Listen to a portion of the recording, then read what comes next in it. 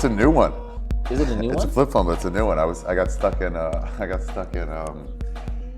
Seattle, and I was like, the phone I was using just was sending me blank texts. Okay. The Alias 2. Oh, I think we were communicating during that time. Really? I was like, I didn't get anything. What did you say? Well, half text too. I asked you some questions, and then you gave me this 40-word reply, and then sort of a celebratory. I did this on a T9. That's right when I got this new phone. Yeah. T9 is fucking the shit. I never used it back then because I just it doesn't make sense. You're not guessing right. Right. But this one's great. And so it's still a part of your overall agenda to not be reachable-ish. Not to be reachable, but just not to be out of constant pull of social media and email and stuff. Yeah, no, it's kind of terrible. Yeah. So where have you been? You've been on tour. Yeah, I just went. I did. As I'm getting a little more popular, I'm able to schedule my stuff the right way. So before I would get an offer for wherever, Vancouver, and I'm like, cool, I'll take it or don't take it, But now it's no, hold that until. So I held Salt Lake City, Denver, and Vancouver until the winter, so I could go skiing. Oh, nice. Yeah. No, I saw those pictures on Instagram. Oh yeah. You're wearing 80s neon green shit. Yeah. Tipsy Elves outfit. Yeah. Right. It was great. But yeah, I just went for a month, and then I had my friend open for me from LA who also skied. So we just did 6 full days around Salt Lake, Park City, and all to Brighton. It made it a lot easier. I don't know how you were on the road when you're working, promoting or something. It's less enjoyable than traveling. Oh, yeah. Except it's a little bit more, your way of being in the world is different. I mean, you're a performer, and so book tours are my chance to perform and be very public and meet my readers in person. And so that's nice, but that's exhausting too. So mixing it up. How often do you get this? Where somebody goes, "Hey man, nice to meet you. I read your book when I was in this." They just tell you their experience with how they took you in. My friend and I. Oh, it happens all the time. Yeah. In fact, a guy interviewed me on this couch a few days ago. It's pretty much the same story as yours. Is that he was already traveling, and then he somehow got vagabonding. And it's okay, well, this sort of articulates. The experience already going through. What was vaguely felt has been articulated. Now that I've been out on the road. Yeah, it just gets tiring after a while. I get it, but I've heard this story 50 times, 100 times. Right. Yeah. No, but it's good. It's one of those things where, again, you're a performance-oriented person. Where as I go on book tours or do events, a few book tours every few years, events every few months. And so then I get to hear it in person, Yeah. And so it's nice. A lot of people write books, and then they sell well, but people don't come and say it changed my life type stuff. That is pretty cool. Yeah. I mean, that part's pretty cool. I've been getting a lot with your podcast, with the Henry Rollins podcast, and I did one with I forget this other guy's name now, who was traveling too for a while and blogging about it. But people have been hey, I'm going. They'll see me at shows I'm going to Indonesia, just so you know. You got me going. I'm going to France for 4 months. I'm about to leave. That's great. Well, I told you, I think I sent you a picture from Hilo. I met some Ari Shaffir fans who took me out for a drink. How was that? Oh, it was great. It was great. They were young, just excited. It was a couple they'd met on Tinder, and they had a third guy. I can't remember their names right now. So if you guys are listening, thanks for hanging out in Hilo. Were they from Hawaii, or they moved there or gone there? No, I think they're from California or something. Yeah, he just went and played pool and drink beer and eat shit. And I hear from Ari fans a lot. But this is the first time I've actually met them. Yeah, no, That's I was cool. giving you a hard time because you have become a big influence on my audience now. You brought me a lot of people who may not have previously found me. And the other one is Tim Ferriss, right? So Tim Ferriss picks up the business section of the bookstore people and sends them to the travel section. And I'm not sure about you. So I was giving you a hard time about how the Tim Ferriss fans will say, oh, hey, I'm starting a new business. I want to retire when I'm 35. I have all these income streams. And the Ari fans will say, yeah, I haven't read a book in 10 years, but I read yours and it was great. Yeah. I feel like my fans are revolutionaries, but in their own individual way, where they're either we got to violently overthrow the government, or half of them are fuck the whole system, let's just travel, or whatever it is, but they're done with the system. They're super nice, actually, and really enthusiastic. So it's been fun to hear from them. And at some point, we should talk about souvenirs, because this is sort of my souvenir tie-in. But we don't have to talk about it now because I think sometimes if you just talk about souvenirs in the rarefied sense, then it's just like technical. So actually, let's talk about where we've been recently, and then maybe we can work in souvenirs. I don't think I got any. I got a souvenir from my mom in Hawaii. Really? Did you get any souvenirs when you were? I did.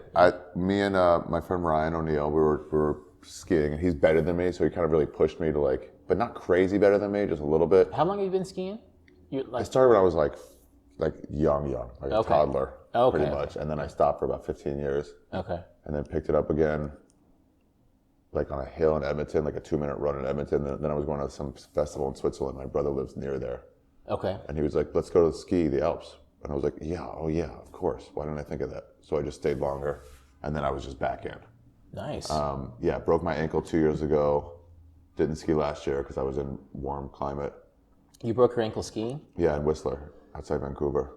See, that's why I didn't ski when I was young. I was on the track team, and coaches tell you not to ski. Oh, really? I lived in Oregon, Mount Hood. Oh, yeah. And all the snowboarding and stuff. But yeah, so I've been cross-country skiing before, but never downhill skiing. Yeah, any coach doesn't want you to do any other sport. Yeah. It's like all these track guys are like, don't play basketball. All these whatever guys are like, don't do this. Correct. Yeah. They're like, if you're going to injure it, do it for me.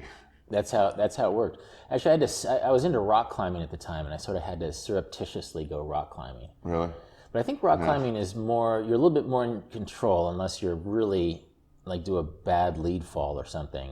Dude, my friend Shane Moss shattered his ankle out by himself in Utah, like way out by himself, and had to he lay there for like an hour, which is a shattered ankle from a long jump down, and then had to crawl for 5 hours to get back to wherever he was going, so where he could get to safety. God. Yeah, they had to rebuild his leg. But I always go hiking by myself too, and it's like, I'll be fine. That's a memorable day. Aren't there certain times where you're going on a thin, you gotta put your toes and kind of hold onto the mountain as you get around this thing where you're like, if I fall, no one's gonna find me here. This is the end of me. I actually, in Hawaii recently, I just spent a lot of time hiking. I saw those pictures. They're great. Yeah. I spent a month in Waikiki basically just riding. I had an apartment, and so I was working. I'd go exercise every day, and then I spent 3 weeks just waking up and then going. I'm gonna hike 14 miles to see a lava flow. I'm gonna hike 8 miles on this famous trail. I'm gonna do this hardcore 3-mile trail, and it doesn't sound very long, but you're climbing through tangles of trees and jumping on rocks the whole time. And so it was very much, and I had some moments like that because I was hiking alone. I found that hiking is one thing that I'm good at, and when I go alone, I'm just always passing people on the trail. I like to go steady. Really? Mm-hmm. And that day that I hiked 14 miles, I think I only rested when I got to the lava. I'm a very steady hiker. But I had moments like that where basically, okay, I'm the first hiker on this trail. The sun just came up. If I fall in the Pacific, nobody's going to find me down there. Yeah. So. We took a cruise for stand-up. There was this cruise. The Impractical Jokers had a cruise, and they one of the guys sells a comic, so he brings good comics just to hang out and also do shows. But a comedy cruise. Mm-hmm. Yeah. It was pretty weird and lame. I told you about this a little bit with the amount of food and shit. But we were asking the captains and whoever we talked to, do people ever fall over? We just got really dark. And he was like, yeah, you're dead. Unless you get found in the first 30 seconds, you're gone. At night, 0 chance. You're gone. Yeah. Yeah. Yeah. Jesus. Have you been in a situation like that before? Where... I've gotten scared of it, but it's never happened where it's sun's starting to go down. I wonder how many hours of sunlight I have left. What, out hiking someplace? Or something like that, or just lost, or even Joshua Tree, or where it gets super hot, where you're I can't find my way back, and then sun's gonna come up and it's gonna be 100. Yeah. And we don't really have water. We gotta start finding our way back here. But it's never really even comes to where you're starting to get parched and somebody pulls over and finds you. It's never like that. Right. I wonder if somebody would, if you're on the side of the road in Death Valley or something. I wonder if you're like that, if somebody would just pass by, or get in the car. That would be an interesting experiment. Yeah, to act that way? Yeah, to act that way and see if anybody notices. Yeah, or if they would just leave you to your death. I don't take hitchhikers. Right, yeah. Yeah. No, that's weird. That happened to me once in the Libyan desert by the Sudanese border in Egypt. Well, I wrote a story about this. It's in my second book, Marco Polo Didn't Go There, but I was like, I just wanted to hike into the dunes. I wanted to feel like isolated, and like this German guy was with me for a day, and then I hiked another day by myself, and then I had this water, and then like I threw my pack down and sat on it, or like leaned against it and broke my water. Yeah. And so, I was sort of pissed. I was dumping the rest of it out. I just forgot that I was in the desert. in the desert with water. Yeah, so I basically night hiked to the nearest road. Like there's this paved road that goes to the Sudanese border. And so I just hiked I always get turned around in Egypt. So I think it was east. I just hiked due east all night and then hitchhiked home. And you got to the road and you're like, someone got to the road, here. Yeah, and then there's truckers and, I'm obviously not Egyptian. And so. My friend freaked out on mushrooms in Malibu Creek State Park. We're all on mushrooms. They just kind of freaked out. And he said he's not good around campsites. But like, then he called and we're like, where are you? We'll get you. And he goes, I'm at McDonald's. I was like, where? We're in a national park. And he just walked to the exit, then like flagged on a cop, all gacked out, and was like, I need to get out of here. I need to go somewhere. And they're like, all right, get in, we'll drive you. And they just drove to McDonald's. And then alternately he was like, screams like, stop looking at me to the people at McDonald's. So then came back on the phone with us. As long as you get to a road, someone will pass. So when I have my shroom experience, which I haven't yet, I need to worry about like... No, you don't have to worry about it. Here's the bottom line. You got to read that article I wrote about it. I think I read it before I interviewed you last time. I'll have to return to it. Nothing bad will happen to you. So even my buddy who hitchhiked away and with a cop just ended up at a McDonald's. Like in the end, it was fine. He might have not have eaten the healthiest, but that's about the worst that happened to him. Right. Yeah. No matter what, it'll protect you. As weird as that sounds. No, I won't give any details away on this particular podcast. But I've set it up. I've set my shroom initiation in such a way that I think it'll be fine. Mm-hmm. You set it up right, I think. Yeah. But reading this book, you're just starting to. It reminded me of like a lot of shit. Okay, yeah. So tell me, I guess I should probably be promoting my book on this podcast. So how far into it are you? I'm about 2.5 chapter introduction, then maybe 2 in. And you said it gave you some associations and memories and stuff. So. Yeah. Well, so like even on this trip, me and Ryan went to this hike in Snow Basin, which is a cool hill in the north of Salt Lake, and then there's like you have to take your skis off and walk up to get over this ridge, and then like you can like ski like kind of cross country for a little bit, then ski down. But you have to hike up, and I had never done that before. And we get to the top, we're just looking down. It's steep as shit, and there's just like a little rock there, and I was like, I'm getting this. It just felt like I'm on top of the world, you know. You could see everything. I think maybe you could see. Maybe I'm wrong. But maybe you could see the Salt Lake on the other side, like way far away. But it was just like so beautiful and stuff. And I like that idea. I didn't know it was a thing of like getting a piece of the natural surroundings as a memento. Sure. Well, why that rock?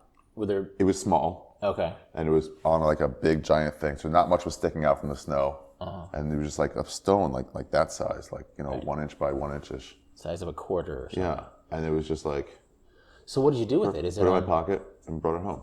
Okay, and is it like enshrined someplace? Or? No, I have all these stones and like different things that I've realized that I've just put up on a shelf, and then sometimes I'm like, oh, which one was which here?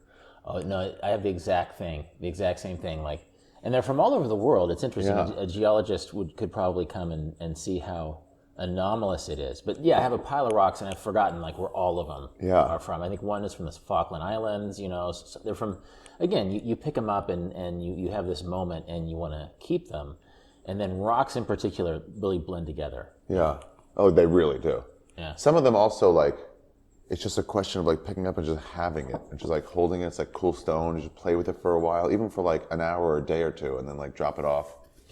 Well, I think maybe it's like a ritual of paying attention. Like you're at a place and it feels like, it's beautiful and you're not going to be here again. Yeah. And then...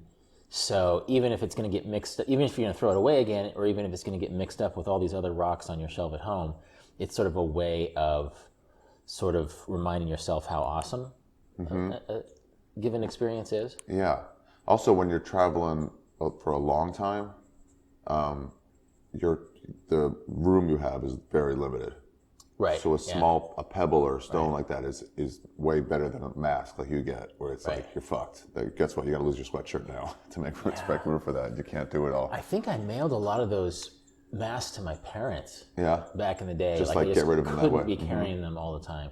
I mean, do you buy souvenirs when you travel too? I fucked up early on. I did 6 countries in 4 months, and it was like early on I bought a couple things, but like, you're gonna have to go with that. I was like, fuck, you're right.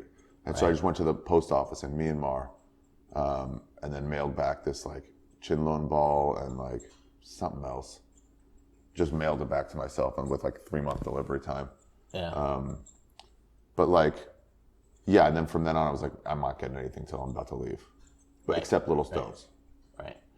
I think like strategically too, like if you're buying souvenirs, if you get excited about souvenirs when you're first there, then you'll pay too much. And it's the same shit that's every place else, right? Yeah, exactly. Because you're like, oh, I don't know if I'll ever come across this. It's like house shopping. Like, you didn't find randomly the best deal on your very first look. No way. And then plus places they sell, I mean, this is in the book, they sell the same stuff everywhere. So everywhere. Yeah, it's variations of the same thing. And usually it's the stuff that tourists think they want, you know? It's weird too. Sometimes it feels like the country gives the people the version of what, so if I'm the country, if I'm France, I'm giving these tourists the version of what I think these tourists think France is. Yeah. So it's not even like, hey, here's what you should like about our place. It's like, what do I think you like about our place?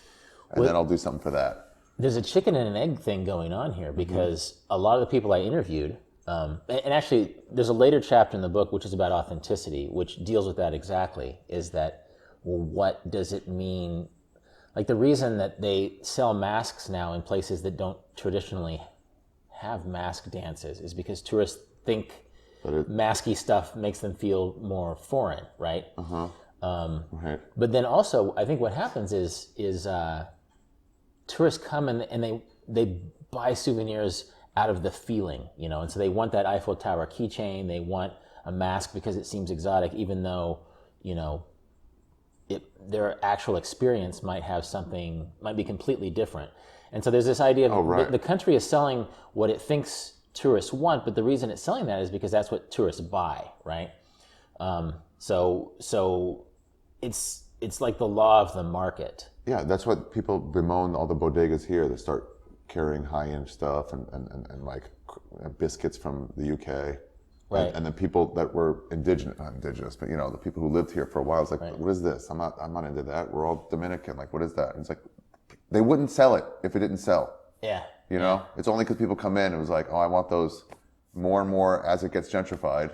They'll sell what they can sell. They won't sell what won't sell. That's an interesting parallel, gentrification and souvenirs, because souvenirs are really, it's an outsider's market. You know, it's I think a lot of travelers want to buy things that are emblematic of the place and the culture, but they also don't have time to just hang out for a while and really know the culture. Yeah.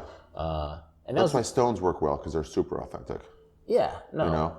Actually, I didn't even think of that in the book in terms of authenticity, but of course, a rock from the ground is unavoidably authentic. Yeah, or like what you want is like a whittling from some guy in like, you know, Western Tennessee, and just like, oh, I'll take that. But like, he was like, all right, you know, I just have a collection of these over my fireplace. And you're like, yeah, I would love one of those, you know? But then they give you that version of it, and they're all made in Indonesia. Yeah, no, well, that's one thing, is that they're made in Indonesia or China. Yeah. Like everything, and all the souvenirs in Australia, most of them are made in Indonesia and China. They can even undersell the Aboriginal artists, because like Aboriginal artists have special painting styles and stuff. And then suddenly, like Vietnamese, Chinese, Indonesian people are mass producing those in a way and underselling the Aboriginal artists.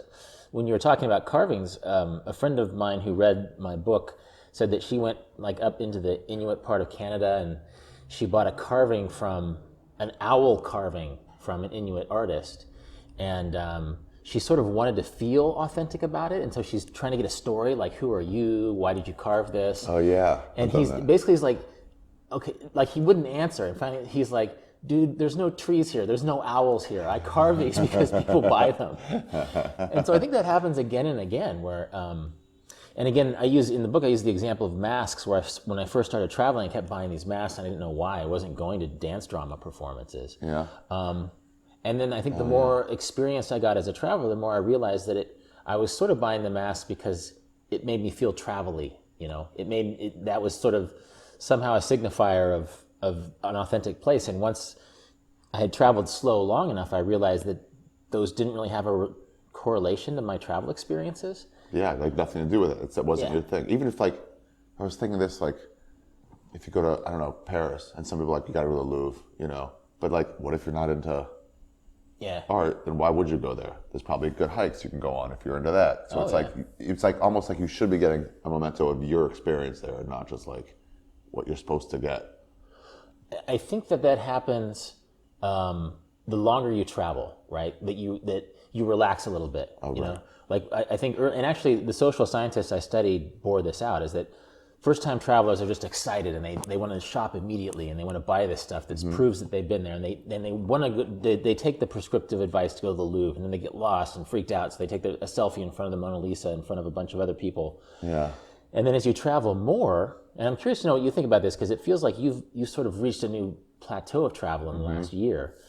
And I'm sure there's exceptions, but on your first trip you buy the keychain, and it's actually awesome because it's your first trip. But on your 10th trip, you're not going to the Louvre anymore. Like, I don't go to the Louvre anymore because I sort of like the Pompidou better. There are hikes, you know. Yeah, there's that too. It's like there's other shit. There's all this. There's the Bouquinistes, these little green boxes along the Seine in Paris where you can buy these old prints and old magazines and probably fake Jim Morrison concert posters and stuff. Like, it's all mixed together. Just like, have you been to Vietnam? Yeah, but not long enough, not wide enough. I was there probably pretty briefly and a long time ago, but after the Vietnam War, there was a market in like old GI Zippos and ephemera from the war. Oh, cool. But I think that after 5 years, that stuff was gone. And so I was there 15 years after the war. Is it 15? Gosh. And what they do, reproduce them? Maybe 25 years after. And yeah, they made fake Zippos that, you know, that approximated life before then. And so the same thing happens in Paris, in a place where you can buy actual antique prints from like the French version of Life magazine from 1940. Then there's also a Jim Morrison Live in Paris poster, which is obviously fake because it only costs like 10 euros. Yeah, it wouldn't be original. Yeah. There's no way, right? Yeah, not for 10 euros. yeah. Like 1,000. And so that's another thing too. I'm sure they do that because that's what people buy. So. Yeah. It's almost like when I read that thing about like my grandfather sold stones, I sold stones, my dad sold stones. It's like as long as white people have been coming here, maybe I pushed in white on my own, but like as long as travelers have been coming here, we've been selling stones. And it's almost like when the tides change and now there's fish here. So like we fish for you know, sustenance, or these white people come, so we do that for sustenance. Right. Yeah, Ari's talking about the early chapter in my book where I'm talking to these people in Namibia. They're the Damara tribesmen, and they live like 6 hours from the coast in the mountains, but the mountains are where all of these semi-precious stones, you can dig them out of the mountain.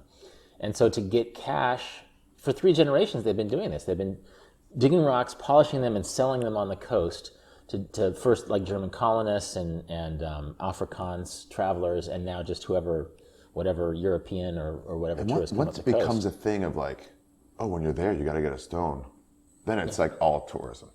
Yeah. You know, it doesn't become like, hey, these people make really beautiful stones. They're great. Like Shaker furniture was among the best furniture made. Right. They all made everything handmade. And after they died out, I think, because they wouldn't reproduce. But like, now it's imitation Shaker furniture. Well, even if it was though, at some point people were like, oh, you got to go get a Shaker thing. But it's like, no, they got it before because it was quality, and not because it was like the thing to get to say you got. Right. You know, I don't know when it would switch over, but definitely when you're recreating GI lighters, you've switched over. For sure, yeah. And actually, I think some people come because I touched on this in the book too, is they want to resell the stones. So it's not really a souvenir. So the same white... So that's okay. In one group of white people, somebody might buy rose quartz because they know they can get 10 times the money back home. And then some people buy it because it's what is for sale on the Skeleton Coast of Namibia. Yeah. And actually, it's funny because like you came on my radar during this trip. Like I was listening to your interview with Rollins during this trip. So, oh wow! But really, when you were doing research for that thing, or just there? Yeah. Well, I mean, I think when I was on your podcast, we talked about this. That you were reading Vagabonding in Cambodia while I was listening to your interview with Rollins in Namibia. And I don't think it was the exact day that I went to the coast and talked to these guys, but actually they invited me, the Tamra tribesmen invited me to their village if I had more time. Like, I've never seen souvenirs as a way to hang out with people, but the Tamra tribesmen, and then also the other Namibians I talked to in Swakopmund, they all had time, like on a slow souvenir day. Their English is great. You may as well talk to them. And so off season, they're like, we're not in a rush. Yeah, totally. And then once the hustle is over, once they realize that, because I think people are tourists don't have time, right? And so the tourist vendors know that they have 3 minutes to make a sale. And once you've been there for 20 minutes, then they realize that you actually have time and you're a real human being. You're not just a mark. A mark, right.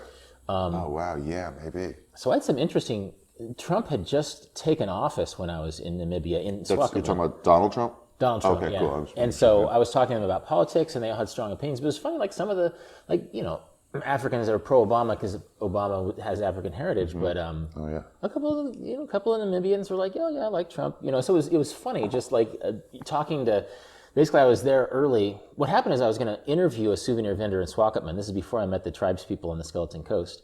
And then he didn't show up because he probably thought I was just another flaky white guy who had promised to come. Yeah. Like, tourists lie to souvenir vendors all the time. Oh, I'll come to your house for lunch tomorrow, sure. Yeah. I'm going to wait till the end of the trip and then I'll buy souvenirs. And I think the souvenir vendors get burned again and again. So the guy stood me up, and so I was hanging out in an empty souvenir market with like 14 vendors. And I think once they realized that I was had nothing better to do than to hang out, and then they're like, well, "Who's this outsider? Let's talk to him." Yeah. And then then I was sort of like I was an American who had time, which I think is rare. That an American just comes and hangs out with souvenir vendors, and so that was fun actually. And then further up the coast, when I was buying the polished rocks, the Tamra people invited me to their village. And so funny aside. I asked Henry Rollins, I haven't asked him to be on this podcast, but I asked him to be in my travel writer interviewer series because he's sort of a travel writer, like some of his stuff is about travel. He does a lot of photography too. And so I mentioned that to him, but I never heard back. Have you been talking to him? No, I didn't hear back from him. But that was like before I had a podcast. This is easier. Yeah. Podcast, it seems like it's like I've been interviewing travel writers for 18 years. Every month for 18 years, I've interviewed a different travel writer. Oh, really? You should do a travel book, by the way. I want to. Yeah, I think it would lend it. Yeah. I think that a few comedians have done, or comedy writers have done travelish type books. Yeah. But it seems silly for you not to do one. Yeah. Yeah, I've got to figure out, I've just got to start. Anyway, so there's your literary consultation for today. So one of the things I did in terms of souvenirs too was like, and it's kitschy and lame, but like with size being an issue was, I think I told you this, where it was like I just tried to get fridge magnets. Okay, that's 101 level souvenir stuff. And it would get me moving in that flaneur way of like, it was like, I got something to do. It's like, well, start looking for that fridge magnet. Magnet but of like, the day. go out, Yeah. And if it's like, first few days, like right away, the first country, I think Myanmar, it was like, I got it the first like 2 days. Do they have fridge magnets in Myanmar? They have these markets, but the markets, like you picture markets in your head from faraway places like Morocco. And you picture like, a fucking three-fingered monkey, paw that's like, oh, it's so like unique. But it's not that. It's all just manufactured garbage. It's the same as every stall. You know what I mean? It's not this genie bottle. That's what you're hoping to find, Right. These amazing, like out of the way.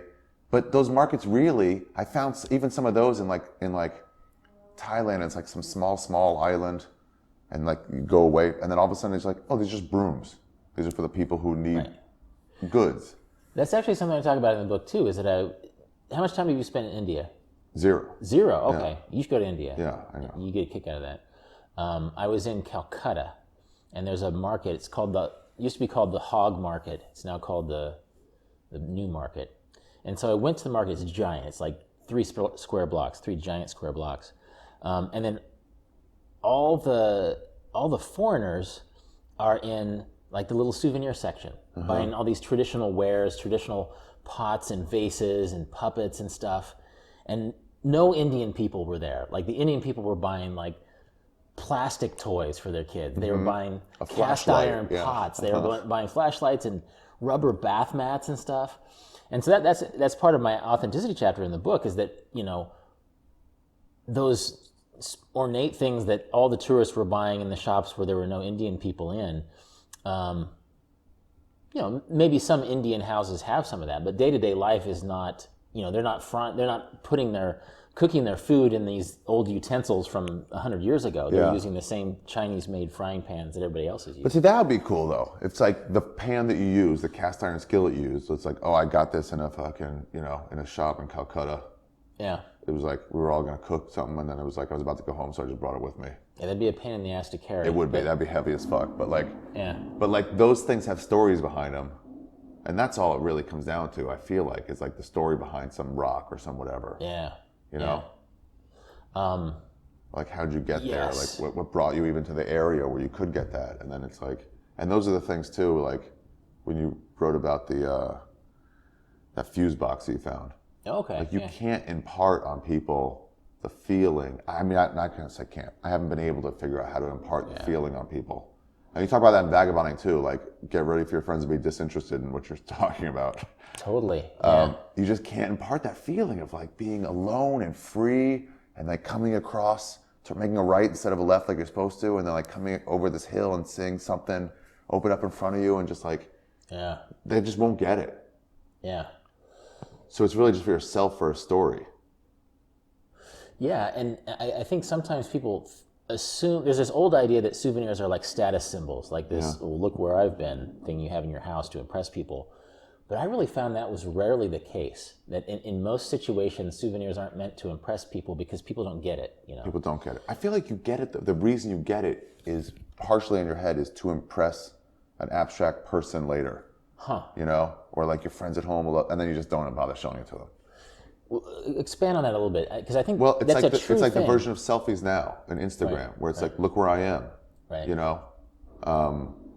but there it's like I can picture a person in my head, like, oh, if I tell this ex-girlfriend or my mom about like where I got this, they're gonna be so impressed. Oh, they're gonna like almost like you taking them there with you. Yeah. That's interesting. Those people serve the moment, even if they don't later see or care about what you collect. And I just think that's normal human stuff. Like you have this web of human relationships that sort of comes with you, and then travel, you sort of feel displaced and you're a little bit insecure because it's a fleeting moment. You're not really sure what language is being spoken or what's going on, and so souvenirs are sort of a comfort ritual to an extent. They remind you of home. They remind you of where the shelf that you're gonna put that rock on, or the person you're gonna show it to. A bottle cap from like a beer you had with some, Chinese guy you met in Indonesia that you just had a long talk with. Yeah. And you're just kind of like, I'm putting this in my pocket. And then you're like, I don't know. You feel like Samantha would have loved to be here. Yeah. I think that's something I under-examine in the book, that really, I think that sometimes you keep that bottle cap because the night felt special, but oftentimes that bottle cap never makes it home. Because you just wanted to remember it in that night. Like, so there's certain souvenirs, especially pebbles and garbage type stuff, bottle cap type stuff, that you keep for a short time because it felt awesome in the moment. And then a few days later, it's like, okay, I don't really need to be carrying this bottle. Also, then you like compound it with tons of experiences in a place, and you're like, this one isn't the only experience I've had now. Correct. I've had 40 experiences, so it's not like, oh, all right, this one is not as special. Right. I've dropped stones and picked up better stones. Like I picked up a shell on a beach in Bali, and I was like, cool. And then as you travel through Indonesia, you're like, there's better stones that I found. This is like a public white beach. Yeah, and sometimes even the fact, it's another weird psychological thing. When I was wandering the desert, before I broke my water bottle in the Libyan desert, I found a bullet in the sand. It had obviously been discharged, and a bullet in the sand. And I picked it up, and it's like, I'm gonna drill a hole in this and wear it around my neck. And the next hour, I found like 12 more. And you're like, oh. And it's like, okay.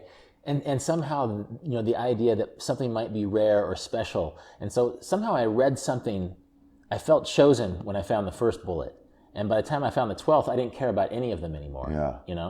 The Simpsons has this, I forget which episode it was, but they were on a farm and they saw a lamb. They're like, aw. And they saw like a smaller lamb, like an adolescent lamb. And they're like, aw. And then a baby lamb. And it was like, oh, so cute. And then the middle lamb comes back and like, get out of here. It's like, you're no longer cute.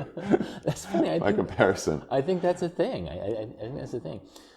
Sometimes I'll take like things of nature and then try to like I give them like life. Where was this? Maybe either Indonesia or East Timor.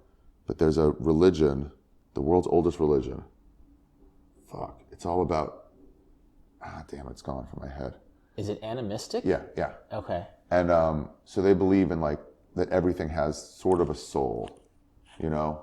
Ends up being rocks do, trees do, humans do, sort of everything has like a being to it. Right. So I sort of like hold by that a little bit. So like, I imagine like I take a pine cone that I found in Scotland and I just carry it with me, and then I'm in Iceland and I just like drop it off in the woods there. And I imagine like the father, the mother of this pine cone, the tree, going like, what's my son gonna become? And it's like, you're never gonna know. He's gonna see the fucking, shores of Iceland. Right. And just try to like move it past where it possibly could have gone, or a stone, like take it and like, you're traveling the world now.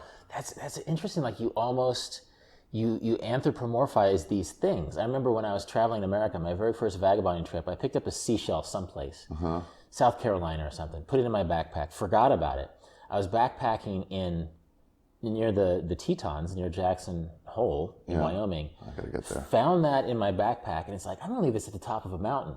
Yeah. And so I hiked up on a ridge and left this Atlantic seashell in the mountain, and it was just, it amused me in this private way. Like nobody is gonna see that, and probably nobody will see it at all. Right, but even if they did, what are the odds that they go, is this a seashell? What? How? Is that a mollusk common? Yeah, and they'd be like, that means this used to be all underwater. We've discovered an artifact. Fuck with paleontologists. Yeah. No, but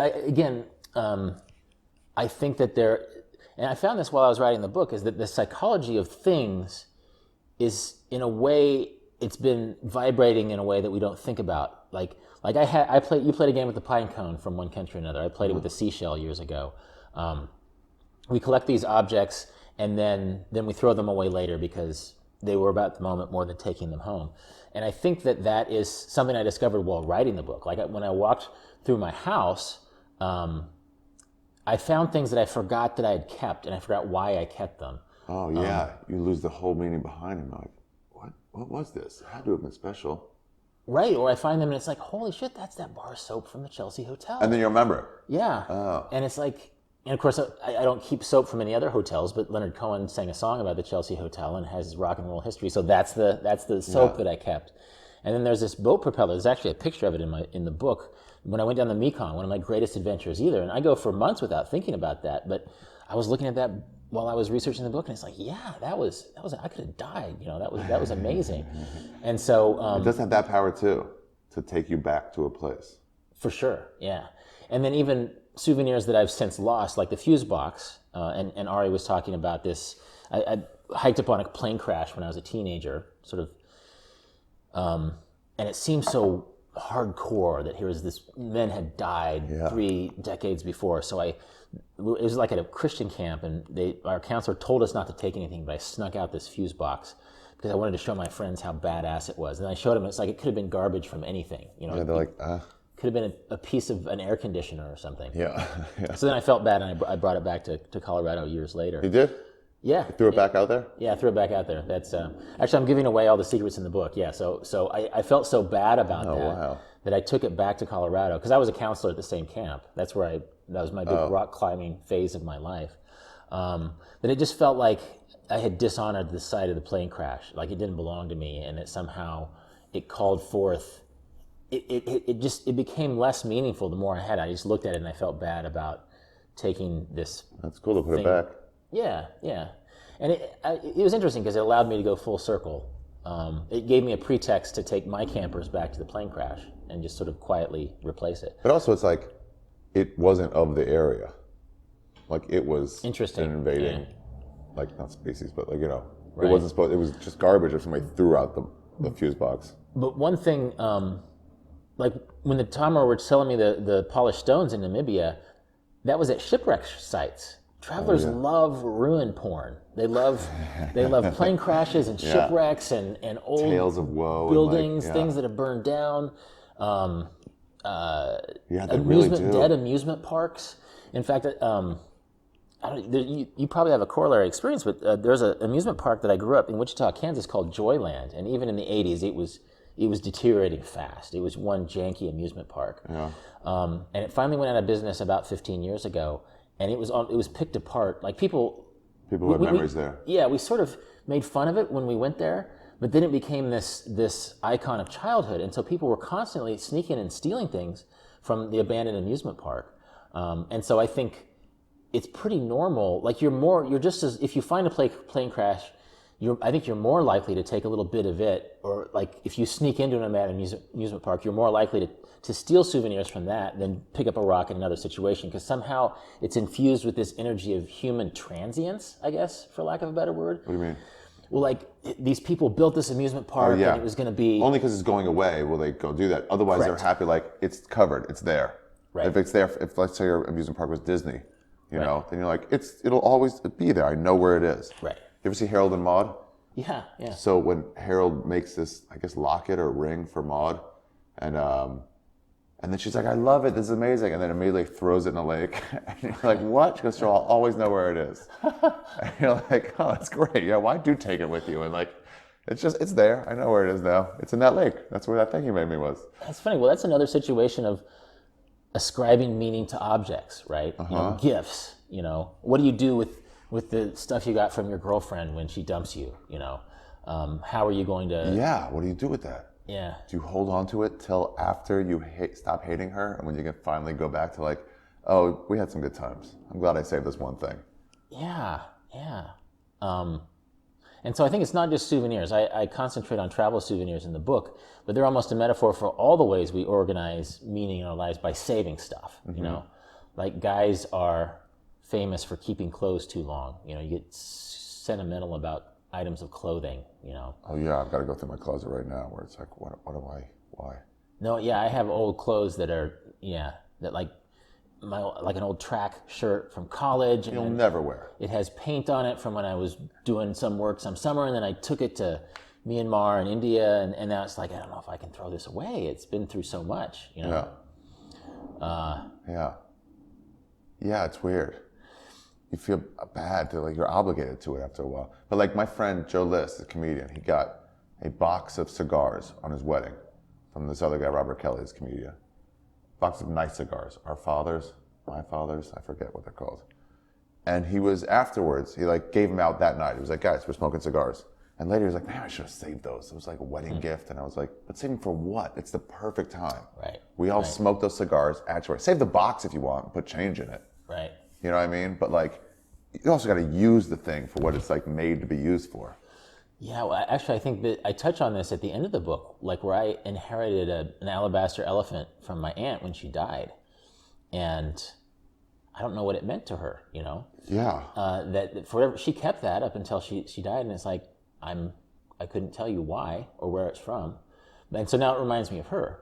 But I think that there's these things they convey meaning to ourselves in a way you can't convey to other people. And an example I use in the book is when Neil Armstrong died, they found all this ephemera from the moon landing that he'd kept for himself, like a wrench and a waist tether and stuff like that. Yeah. And now it's technical equipment from the moon mission.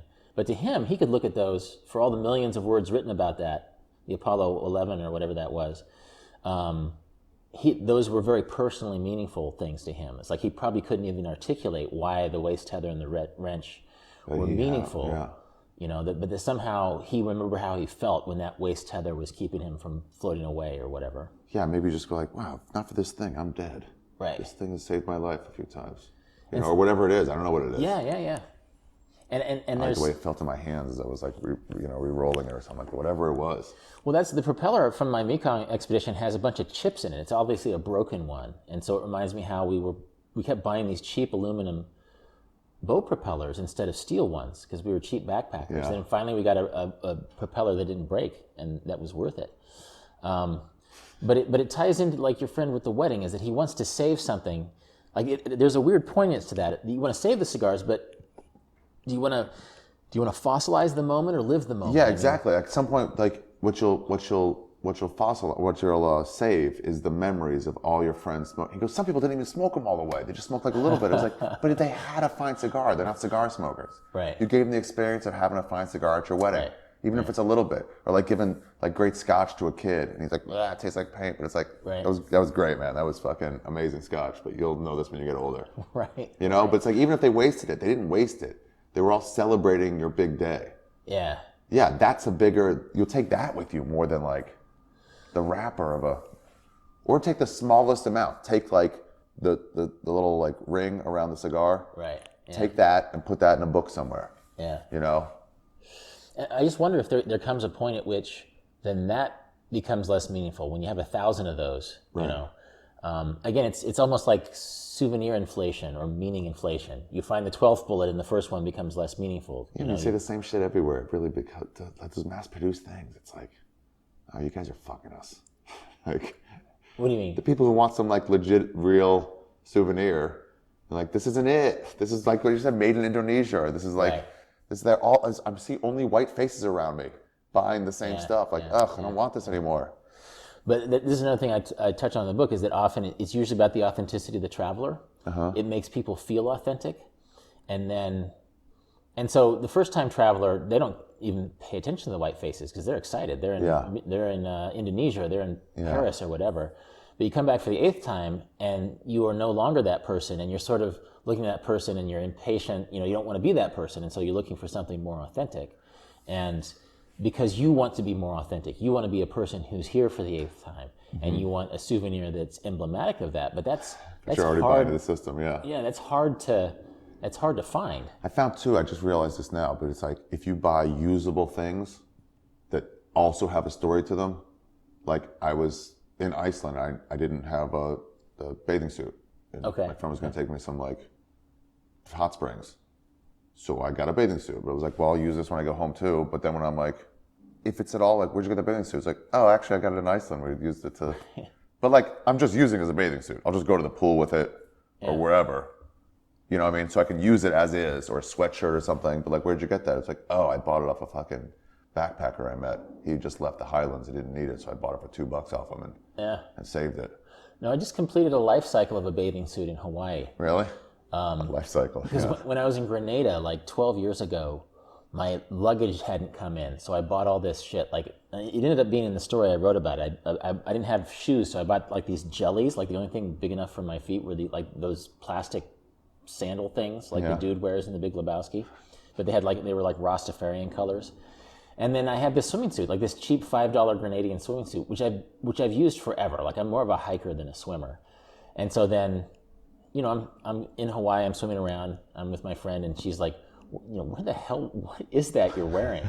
This cheap Grenadian swimsuit. So one day I ceremoniously stuffed it into a garbage can on Kauai, just because it's like, I should buy a better swimming suit. But it's nice that it's probably made in China, but this swimming suit that started in Grenada is now, it started in the Caribbean and now it's somewhere else. It's ending its life in the Pacific. Dude, there are all these, so I went to this market in Myanmar, like a thrift market, like 45 minutes away from us, whatever the closest, like not even big city, there's a small city, I forget. We started a long hike there and we needed clothes, like it's gonna be cold as fuck. And I was like, oh shit. So we went and there were people there. The clothes were all functional, but some of them were really cool.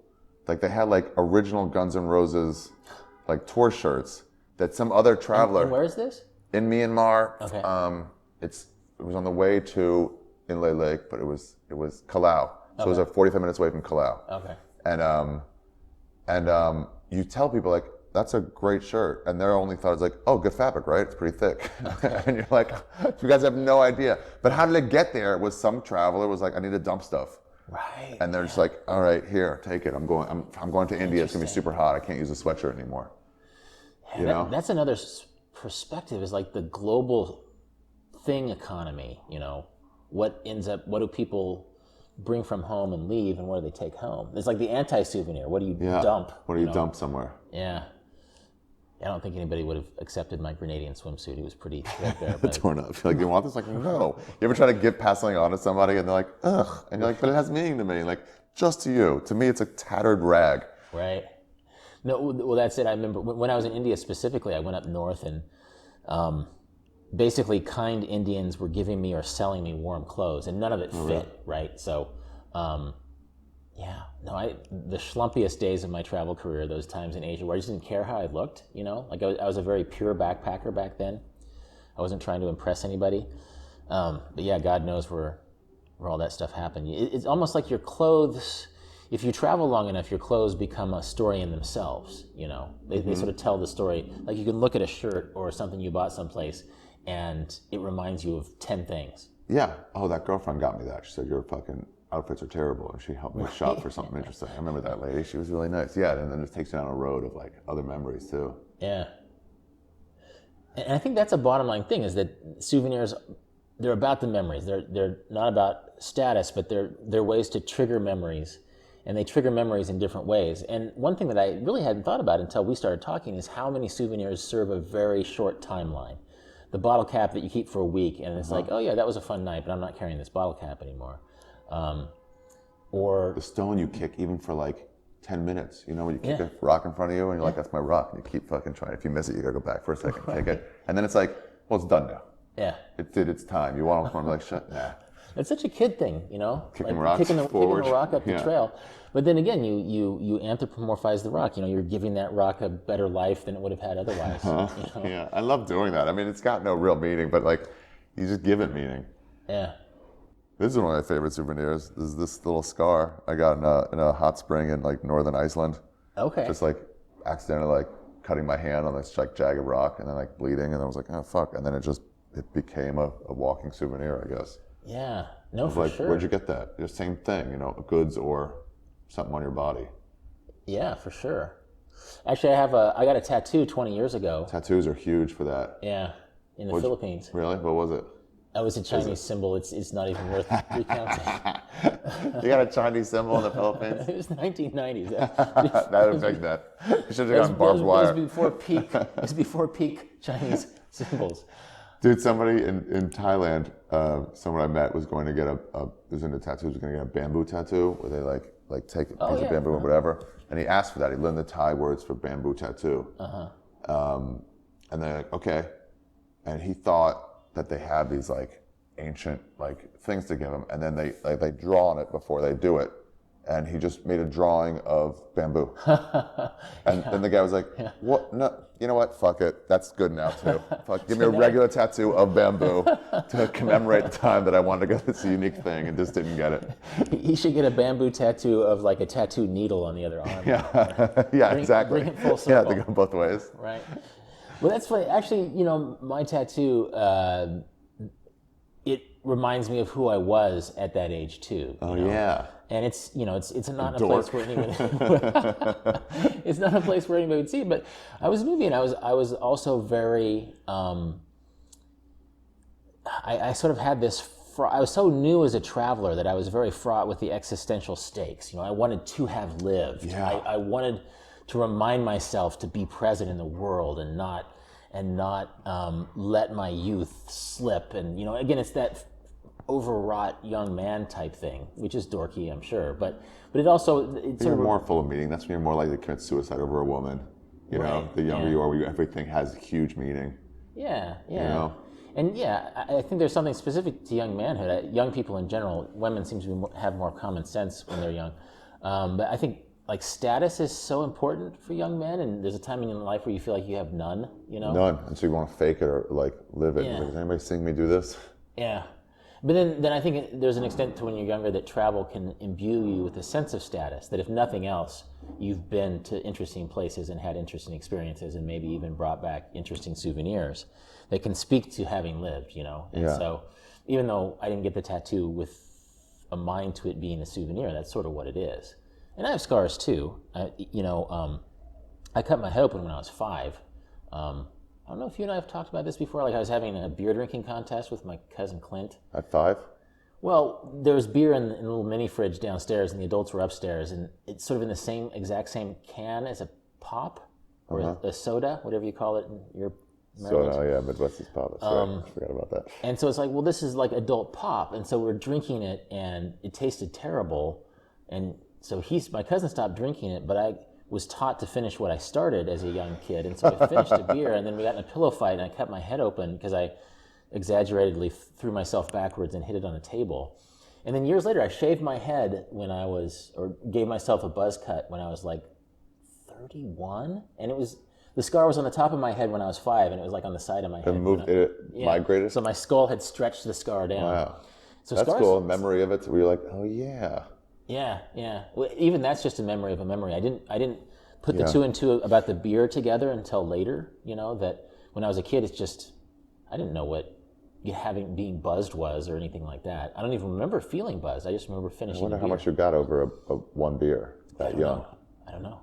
There's also, I'm going through this, not problem, but like, my friend and I talk about this, where it's like if you tell a story about something enough, you no longer even have a memory of it.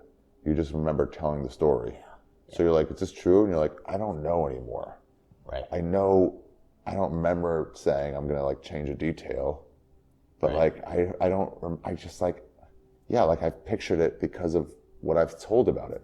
I think that's neurologically accurate. Yeah. That memories are like muscles in a way, and that to keep them strong, you have to re-remember them, and re-remembering, you cut out inconvenient details. Which is why journaling helps. Going back and be like, what was that guy's name? Oh yeah, there wasn't another guy there.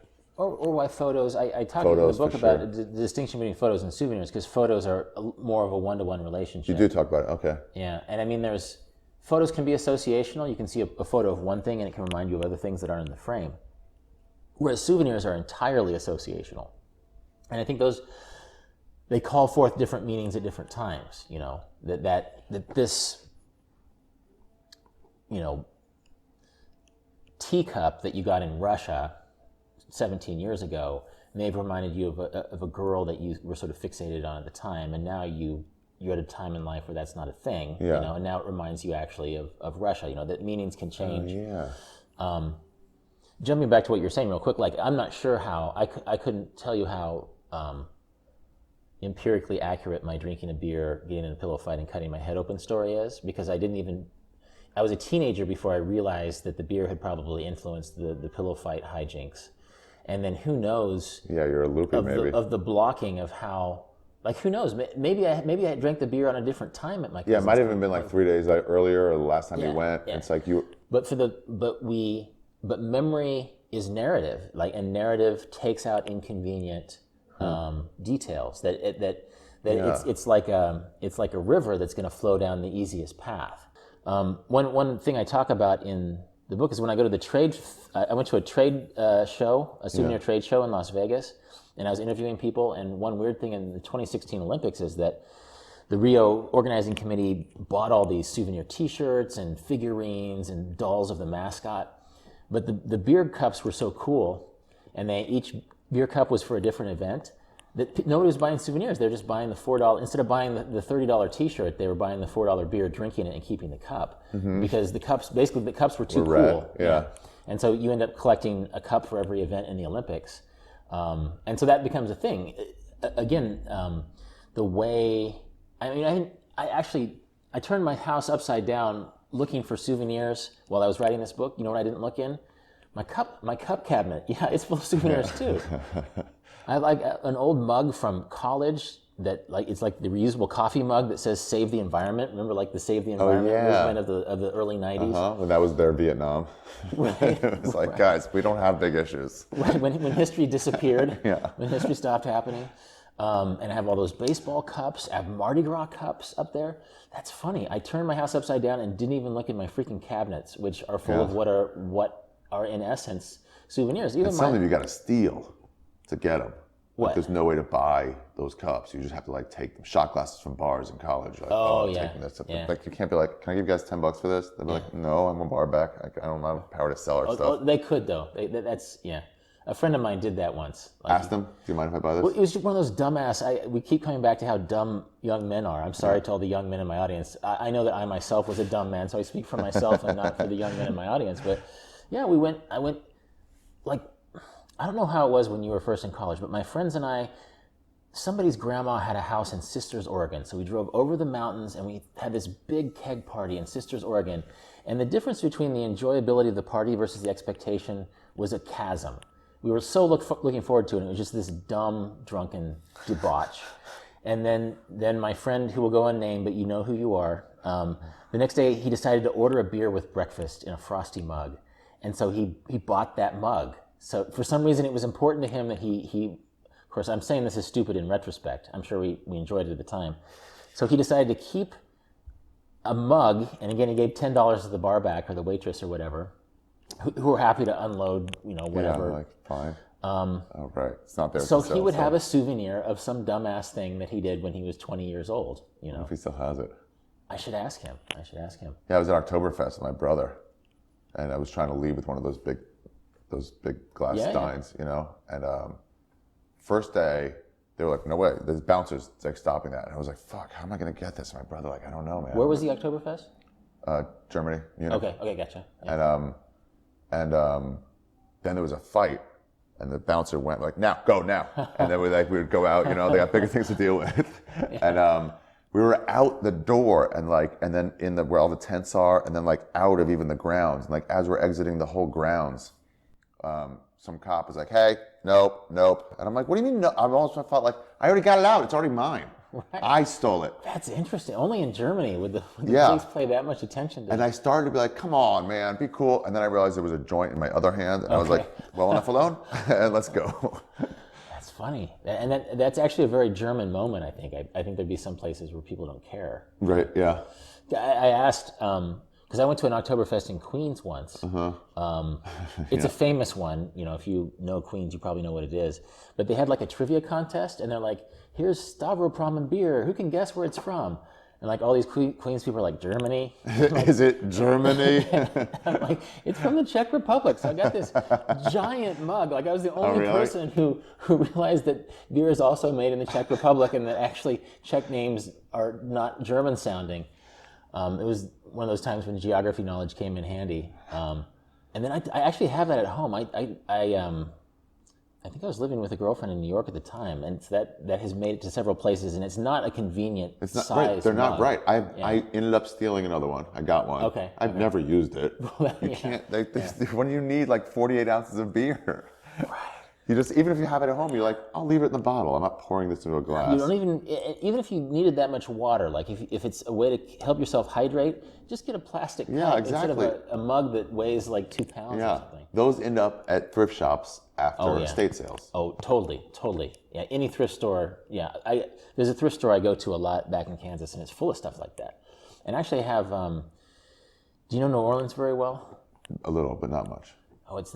It's Pat O'Brien's. It's like the place right on Bourbon. Yeah.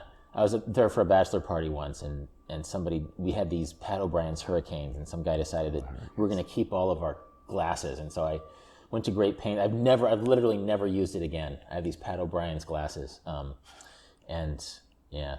it's weird. That's another place that I didn't check. I don't know why I didn't check my cabinets while I was writing the book. There's plenty in my book, but it's sort of like a wasteland of like glasses that seemed like a good idea at the time. Because like if I'm having a cocktail at home, it's going to be one of the glasses that are in the front, that came with the bottle of Bullet Bourbon 10 years ago.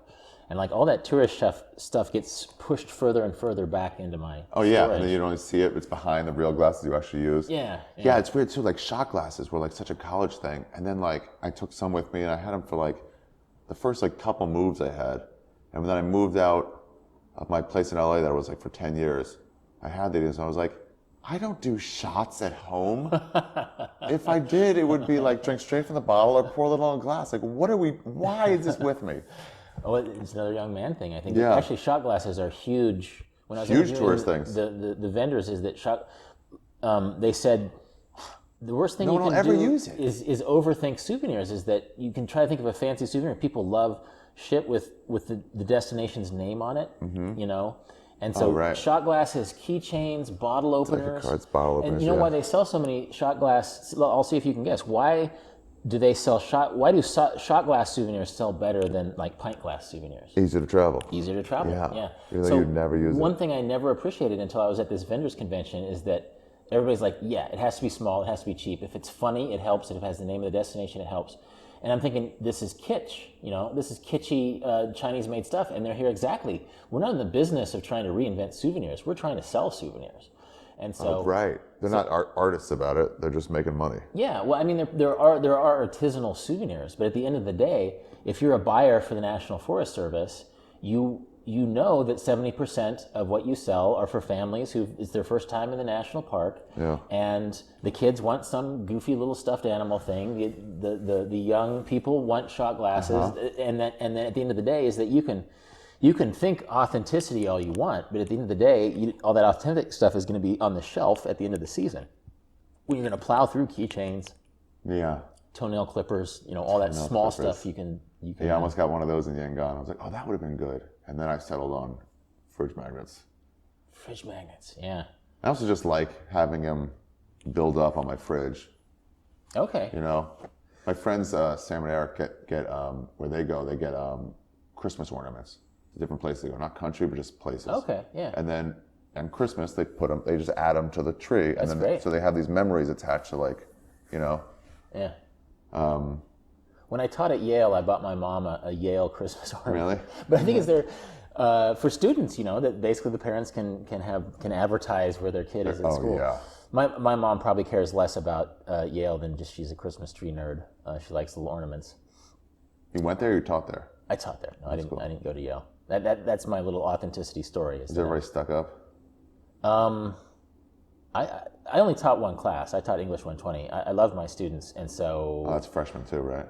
It's freshman, but it's one of those classes. It's one of those famous classes. That's why they hire working writers to teach it, and it's one of those where you're basically expected to just put the students through the ringer. It's like a boot camp for writers, and it's sort of a famous class, and so it was cool. I have no complaints about Yale. I mean, I didn't like living there in the winter. I'd rather be traveling in a warm place. Yeah. But the students were smart and earnest, and you didn't know I taught at Yale for a while. I think I did. Yeah.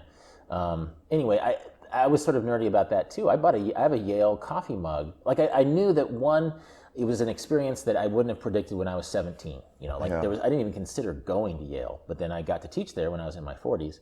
And so I have a few souvenirs from that experience. I went to the Yale-Harvard game once, and there's this sort of vintage Yale button that's about the size of a coffee saucer, like an old I Like Ike style button, and it's on my office wall now. They don't give you a certificate for teaching there. They don't? But now I can look at my office wall and it's like, yeah, I taught at Yale for a couple of years. I brought some souvenirs, some rocks. You brought some souvenirs here? Yeah. With you now? Yeah. Well, bring those out. All right. Hold on. All right. So Ari is going across the apartment here to get some souvenirs. All right, while Ari's off getting his souvenirs, I'm going to read an excerpt from my book about souvenirs. More Ari in a second. For now, here's chapter 1 of my book. At Paris C, a souvenir shop located at 52 Rue Mouffetard in Paris, almost every item on offer has something to do with the Eiffel Tower. Here, in 270 square feet of cramped showroom space, with Edith Piaf tunes warbling in the background, one can buy Eiffel Tower t-shirts and Eiffel Tower snow globes, Eiffel Tower whiskey flasks and Eiffel Tower oven mitts, Eiffel Tower bottle openers and Eiffel Tower ashtrays. The music boxes here come with Eiffel Towers engraved on the outside, and berets come with Eiffel Towers silhouetted in sequins. For unexpected weather, Paris C sells Eiffel Tower-themed umbrellas, sun hats, and scarves. For amusement, it sells Eiffel Tower-embossed soccer balls, poker chips, and Rubik's Cubes. Several dozen types of Eiffel Tower miniatures are also on offer, from inch-high plastic keychains that cost €0.50 to bronze lawn ornaments that stand 4.5 feet tall and sell for €900 each. The store also offers a fair selection of items that don't allude to the Eiffel Tower, like Mona Lisa shot glasses, plastic can-can dancer figurines, and ballpoint pins in the shape of baguettes, but for the most part, Eiffel Tower products dominate. The central irony here is that 52 Rue Mouffetard is not particularly close to the Eiffel Tower. One cannot glimpse the tower from any point along this cobblestone thoroughfare, and a pedestrian would need to walk west for 1 hour to reach the monument on foot. It is because of this seeming anomaly, not in spite of it, that Paris C feels like a fitting place to begin our investigation of souvenirs. In French, the word souvenir is commonly used as a verb and means to get back to myself or to remember. In English, souvenir is a noun, an object through which something, a place, a person, an experience, is remembered. This English definition dates back to the 1700s, though it didn't come into widespread use until the late 19th century, about the same time mass-market travel gift shops first began to pop up in places like Paris. I've been teaching creative writing classes at the Paris American Academy each summer since 2002, and I often pass by Paris on my way to or from school. Rue Mouffetard, an Ernest Hemingway haunt back in the 1920s, is a lively pedestrian street full of atmospheric restaurants and cafes. Though popular with tourists during the summer months, it is not, by Paris standards, a major tourist area. Nonetheless, Paris is one of 2 shops plying the souvenir trade along this short thoroughfare. Its competitor, Objet Trouvé, located just 7 storefronts away, also features an abundance of Eiffel Tower-themed trinkets. Both of these stores sit at the heart of the city's 5th arrondissement, a 1-square-mile left-bank district that at the time of this writing is home to 33 distinct tourist market gift shops with names like Au Chic Souvenir, Paris Smile Souvenirs, Paris Star Souvenirs, Rose for You, and Gift Paradise. More than a dozen 5th arrondissement newsstands also sell tourist knickknacks, as do museum shops in the Jardin des Plantes and the Museum of the Middle Ages.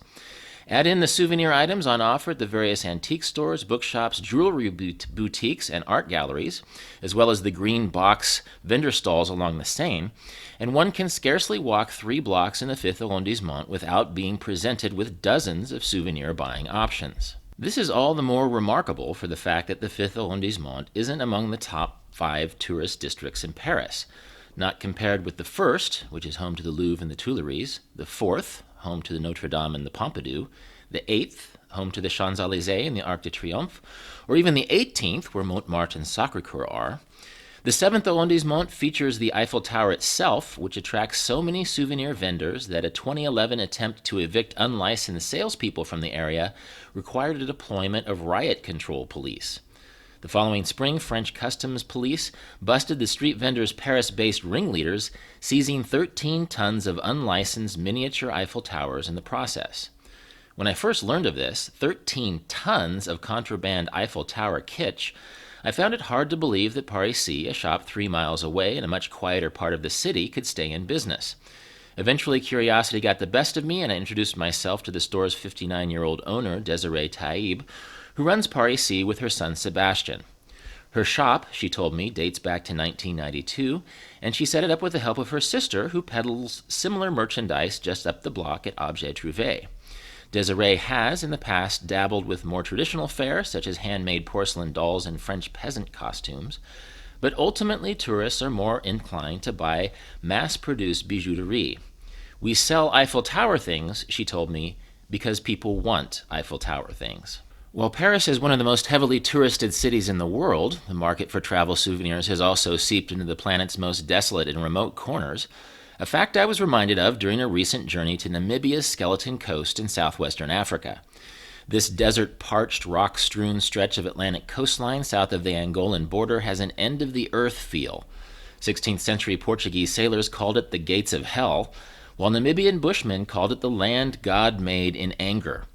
Apart from a smattering of picturesque sand dunes and scientific research outposts, the only tourist draws here are the bleached whale bones and rotting shipwrecks that litter the coastline. Still, it is difficult to drive the length of the Skeleton Coast without spotting a few Damara tribesmen selling polished rocks along the roadside. Now, by African souvenir standards, polished rocks are something of a novelty.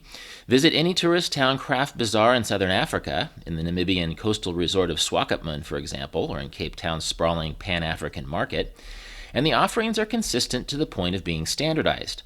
Much like Parisian gift shops focus on Eiffel Towers and Mona Lisas, African souvenir market stalls carry some combination of hardwood serving bowls, safari animal figurines, tribal ceremony masks, beaded bracelets, engraved ostrich eggs, warthog tusk bottle openers, and hand-dyed batiks.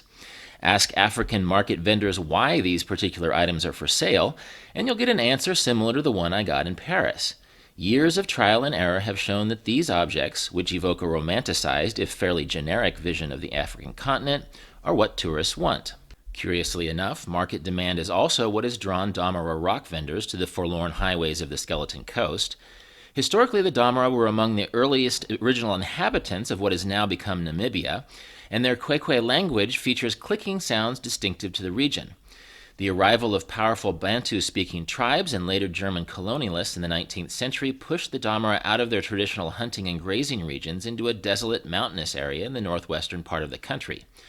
Though water was scarce in this part of Namibia, the mountains yielded semi-precious stones, turquoise, amethyst, garnets, tiger's eye, tourmaline, that were prized by German and Afrikaans settlers. The stone trade proved so profitable that the Damara, who had typically lived as subsistence pastoralists, began to travel out of the mountains to sell rocks along Namibia's major roadways. As the country's tourist infrastructure grew over the course of the 20th century, the roadside rock trade grew with it. I learned all of this from Johannes, a 41-year-old Damara elder who hawks semi-precious stones on a beach near the Zyla shipwreck, 35 miles north of Swakopmund. Though Johannes plies his trade more than 7,000 miles away from Paris, his no-nonsense pragmatism reminded me of Desiree Taib and Parichi. Shipwrecks are a major tourist attraction along the Skeleton Coast, so when the Zyla, an Angolan fishing boat, ran aground here in 2008, Johannes was one of a dozen Damara vendors who turned up to sell rocks to sightseers. The Damara worked the beach in teams of 3, taking turns as each new tourist car arrives. On a good day, a 3-man team can split $50 worth of sales, though it's not uncommon to sell no stones at all when tourist traffic is light. Johannes and his colleagues live on the beach near the Zyla full-time between November and February, returning in the off-season to their home villages where they spend time with their families, raise cattle, and dig for more rocks up in the mountains. When I asked Johannes what traditional Damara life was like before the stone trade, he told me that he wasn't sure, that for him, Damara tribal identity is inseparable from selling souvenirs.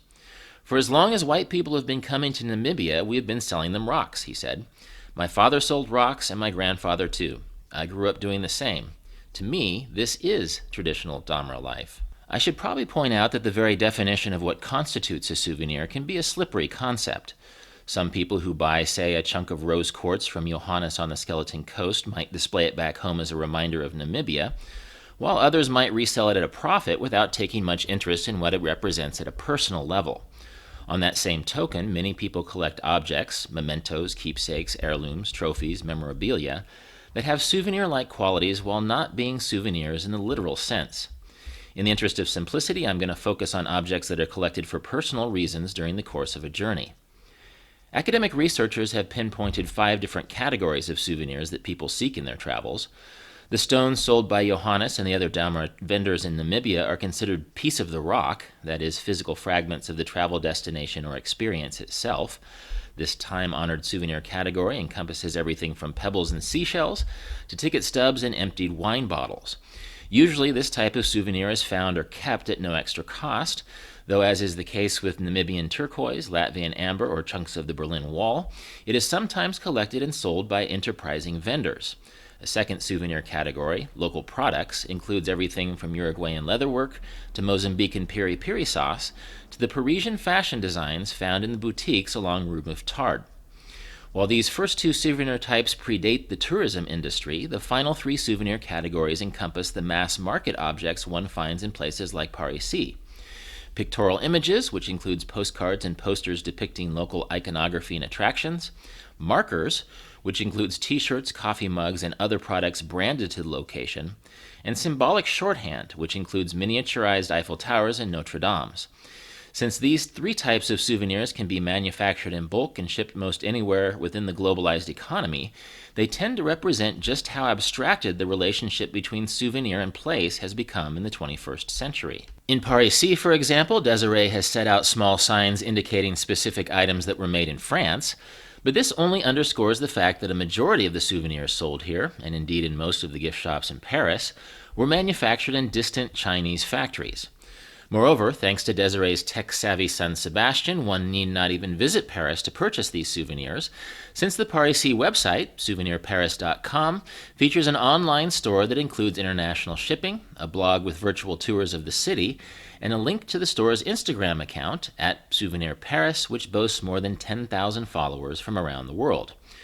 When one ponders the prospect of going online and ordering a Guangzhou-made miniature Eiffel Tower and having it shipped from Paris to Dubuque without the need to set foot in France, it's tempting to write off the souvenir ritual as an exercise in postmodern absurdity.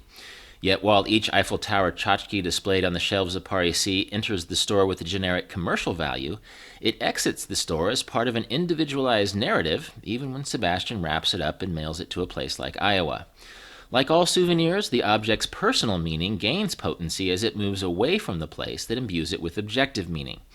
In a sense, souvenirs are a metaphor for how lived experience can endow most any object with personal significance.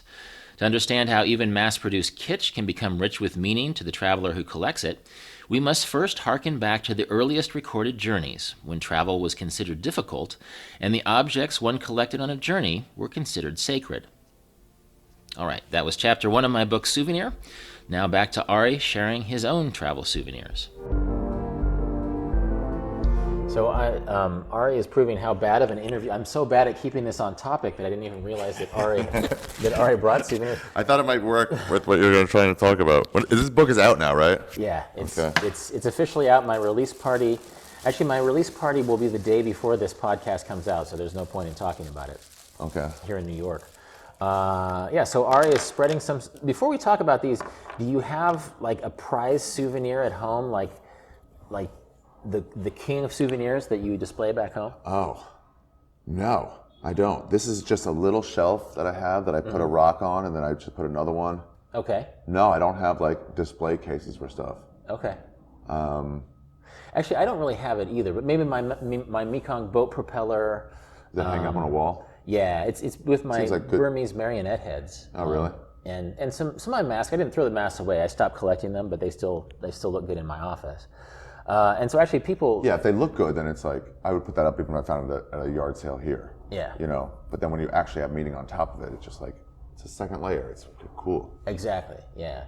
I think it's hard to rank your souvenirs. Yeah. But anyway, we've been talking for an hour and 43 minutes, and Ari finally realized that. So maybe this will be. I'll edit this so this is the start of the souvenir. So Ari Shaffir here in NoHo, Manhattan, has brought a handful of souvenirs, and so I'm just going to just describe them since this is a podcast. Yeah. Do these two things count? No, these are things that fell off. A couple of sunflower seed looking little bits of ephemera, and so we have sort of a concrete gray rock. It might be a rock or it might be a piece of concrete. We'll find out in a second. We have what looks like a hoof or a piece of wood. Actually, it's a piece of wood, I think.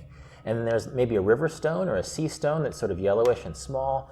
We have a shell or a mollusk of some sort, and then we have sort of a red rock. So we have 1, 2, 3, 4, 5 souvenirs that Ari has brought. So Ari, what? Yeah. First of all, when I went, I was like, oh, let me get some of these. And then these are the ones I remember, and there was 2 other stones in there that I'm like, I have no memory of where I got where the these. hell Yeah, those one was came like gems with like stuff sticking up, and I'm like, I should remember this, but I don't. Right.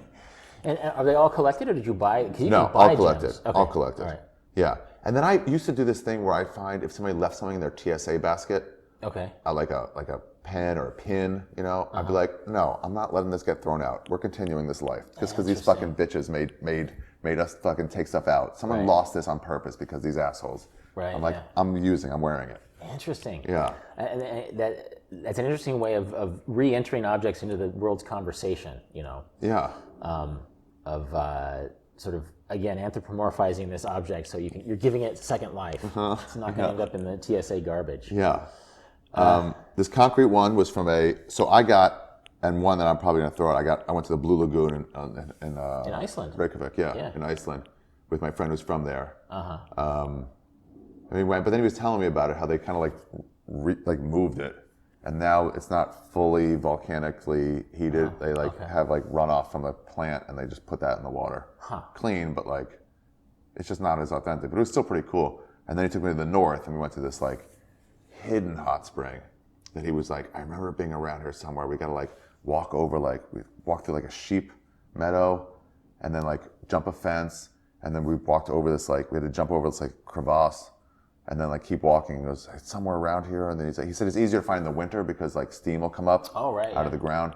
And then there's just this rope where the locals use. We went down there and just spent like 2 hours completely by ourselves. And is this from that one? This is from that one. Okay. Yeah, this is where I actually injured my hand too. And so it was just like, you got that? I was like, yep, let's go into the pocket. This is a similar thing when I was looking for the flowing lava on the big island in Hawaii. It had rained that morning, and it was a 14-mile round trip, and I just kept looking at the steam because it had rained and the steam was coming up. Yeah.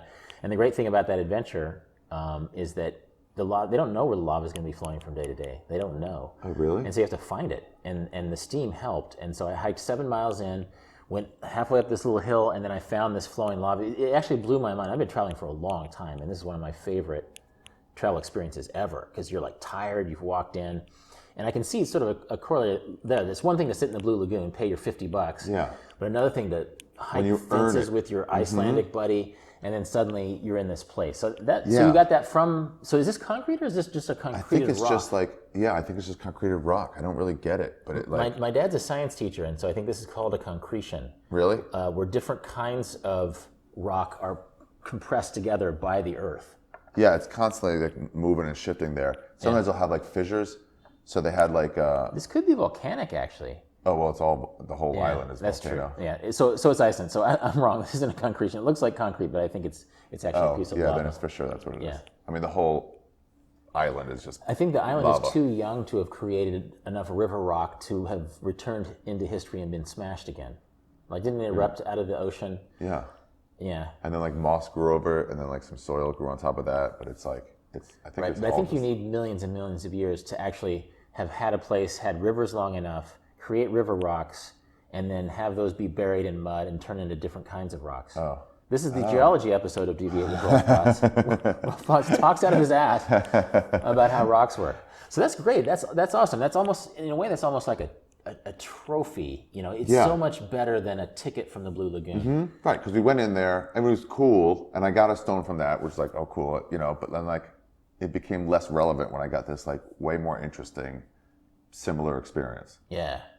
You know, and this flat one was actually from a hot spring in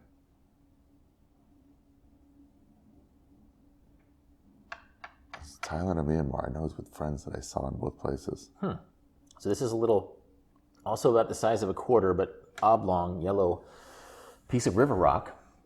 Where was that? So what happened in the hot spring? What do you think of when you think of this? It was me, my friend Derek Watson, who was from Seattle, and Ryan Cater, who's from Newcastle. Okay. Newcastle, England, Newcastle? Mm-hmm. I think it was Thailand, because we met up again. We like it was our first like crew. Okay. Or one of my first crews, you know, and then it's like, we're just going to go together, and then they drop off, you add new people to the crew. Right. You know? Oh yeah. No. Common travel ritual. Yeah. Pretty fun part of it. And I have good friends that were crew alternates, you know. Just came in later and had you meet a friend someplace, and then their friend shows up, and then pretty soon they're your friend too. Yeah, exactly. It's like they're like, you know, Bill was like, well, Tom and I had this fucking great 10 days on the Mekong. Right. And we had this great 10 days out wherever. And then pretty soon it's 10 years later and they're still your buddy. I have a lot of my adult friends are those types of people. Wow. Like, you have your school friends, but then you have these travel friends that maybe you met through somebody else or accidentally, or they just happen to be at the hostel, and then pretty soon you're still buddies. Anyway. Yeah, at least a shared experience. Yeah. That's something I come back to a lot, is just how often you can create friendships as a traveler in a way that you were when you were 20 or something. Because you're experiencing all this new stuff together with these people. So this is from your crew experience. I think it's northern Thailand. I think it's northern Thailand, because we met up again and was like, hey, I ended up not going to Laos. If you guys are going to Thailand, let's all meet up. Right. And they did, and it was like it was great. And so we went on this long hike and on bikes. Okay. And then we had to get off our bikes and hike till we found, you know, you hear about like there's a hot spring that's cool. And so we went to try to find it. And it was like all day to get there. First we went the wrong way. And then we finally like saw where it was. It's along this river. It's freezing cold. You have to like take off your shoes and cut across to go to this hot spring. And it was just, I mean, it was like a foot deep and warm. Yeah. And that was it. We just sat there feeling disappointed for fucking like 30 minutes. So is this a souvenir of disappointment? Yeah, for sure. It was just like, and it was just fun being there with the friends. Yeah. But like, and then other people, like locals came, just washed their clothes, and we're like, should we be getting out of here? Yeah. Like, this is weird. You guys are doing your laundry in this. That's funny. Yeah. I haven't thought about it since then. I just grabbed a bunch of shit. But you felt compelled. I mean, it's a good-looking rock, and maybe it would, when it's wet, it's probably brighter, you know? Yeah, maybe. I've done that before. I've picked up like a sea stone. It's like, oh, this brilliant purple sea stone. And then I take it out of my pocket an hour later, and it's gray, you know? And you can't like constantly re-wet your stones at home. So you end up throwing those ones away. Yeah. This one is from the Grand Canyon. So this is actually a Grand Canyon colored rock. Yeah. About golf ball size, but not as much mass. Yeah, my friend and I hiked down. We were in Phoenix, and then we're all like, let's go to the Grand Canyon. And we did on the way to, instead of going to New Orleans a couple days early, two friends, like oldest friends from comedy, Steve Simone and Steve Renazizi. And we went. Simone quit halfway down this hike. He was like, halfway you guys, down. we went down. Was it Bright Angel? Did you go down the Bright Angel Trail? South Rim? It was South Rim. Okay. It might have been Bright Angel. Yeah. Okay. Yeah. We didn't get all the way down. Okay. We hiked down a few hours, and then he quit an hour in. He was like, I'll be here, you guys, enjoying the scenery. Okay, right. And then we kept going, then we went off, and then with all these red rocks, and we just sat there and talked about, his life and, and my life and how he's married with children and I'm very not. And just how, it was just a good friendship moment. Being alone in this amazing place that comedy sort of brought us to, because we were both in Phoenix for the same reason, for stand-up, for some festival, and was like, we're doing pretty good. And it was just like a fun talk. And then it was like, as we went off further to piss, I saw this rock. It was like, I was looking for rocks the whole way. And I was like, this was like very specifically colored, these red rocks. And I was like, yeah, that's one. It's interesting that we're 3 objects into 5 objects, and they're all sort of people-oriented. None of them are loner finds, right? None of them are that you were wandering down a beach thinking about your aloneness in the universe and you picked up a rock. Yeah. Like this is your buddy in Iceland who took you to the awesome hot springs.